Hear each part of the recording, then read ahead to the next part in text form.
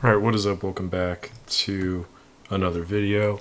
Got this here. This is a Minolta SRT 101 that I've had sitting around for quite some time. Just getting it fixed up, getting it ready to sell.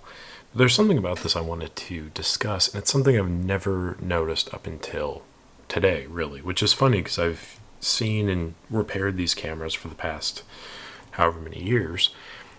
It doesn't have a hot shoe. It's a very small point to make, but I just, in my mind, if you would have asked me, yesterday, hey, does the SRT 101 have a hot shoe? Yeah, of course it does. Why wouldn't it? But it doesn't. That's one of the things it doesn't have. And it's interesting because this camera, the SRT 101, has some features that other cameras like the 102 or the 202 don't have, is missing things that they do have. So the SRT 101 is kind of the commonplace, this is the camera to begin with if you're a beginner. And there's a few reasons for that. One, it's very simplified, very bare bones, basic, but you still have a few features that you wouldn't have in something similar like a K1000 or an AE1. So the first thing is you have a stop down lever right here. It just initiates by pressing in on this, and you can disengage via that.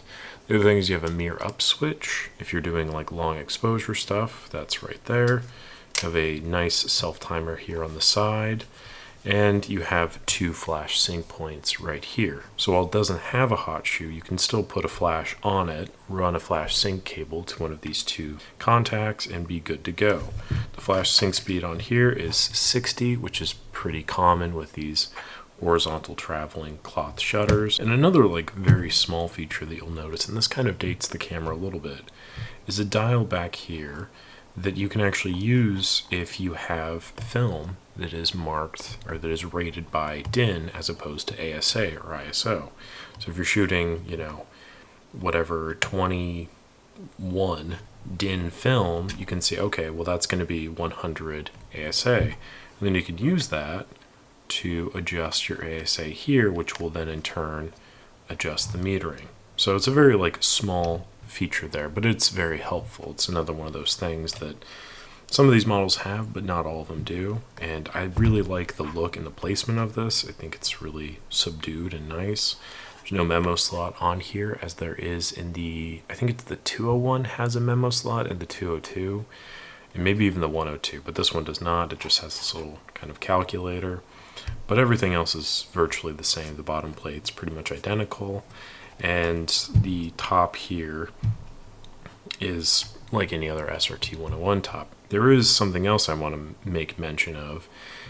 Sometimes these ding, and this has a bit of a dent here. I kind of hit it out a little bit last night, got it to be a little bit more smooth. But these metal tops, they do ding over time. And so if you're looking to replace the top, you just have to be aware of the screw set here. Sometimes I've seen them where they're closer in. Sometimes I've seen them where they're at this distance. I don't really know what the difference is there. It's just something I've noticed. And the only reason I've noticed it is because I've spent so much time swapping tops out to get the most the best looking top, and notice that sometimes there's an offset there. So it's just another little minor feature, but something to be aware of. Other things I really like about this camera is I really like the little logo here. It's, I don't know, there's just something about this in particular that I really enjoy. So I'm really jazzed about it. It's just a very simple thing, but I really like how it looks.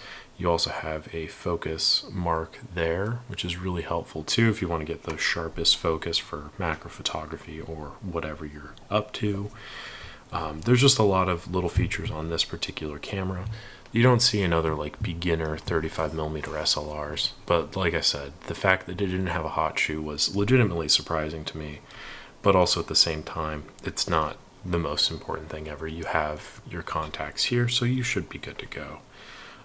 Other than that, it's a great camera, and I would normally be keeping something like this as I've kept it for a few years, but honestly, I just don't really need any more Minoltas in my collection. I don't need any more film cameras in general. So anyway, thank you for watching. Appreciate it as always. Like the video if you enjoyed it, subscribe to the channel, and I'll catch you on the next one.